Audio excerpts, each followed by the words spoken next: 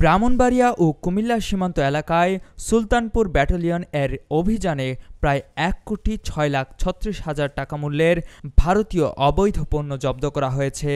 ২৪ October বৃহস্পতিবার সুলতানপুর ব্যাটালিয়নের দায়িত্বপূর্ণ এলাকার ব্রাহ্মণবাড়িয়ার কসবা ও কুমিল্লার বুড়িচং ও ব্রাহ্মণপাড়া উপজেলার সীমান্তবর্তী এলাকায় এই অভিযান পরিচালনা করা হয়।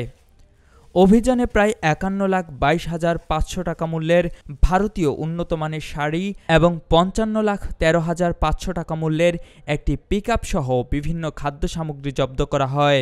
এ বিষয়ে সুলতানপুর ব্যাটালিয়নের অধিনায়ক লেফটেন্যান্ট কর্নেল মোহাম্মদ জিয়াউর রহমান বলেন, সীমান্তের অতন্দ্র প্রহরী হিসেবে বিজিবি সবসময় সীমান্ত নিরাপত্তা ও দেশের স্বার্থ রক্ষায় কাজ করে যাচ্ছে। এরই ধারাবাহিকতায় সীমান্ত এলাকায় অভিযান চালিয়ে নিয়মিতভাবে অবৈধ ভারতীয় মালামাল জব্দ করা হচ্ছে।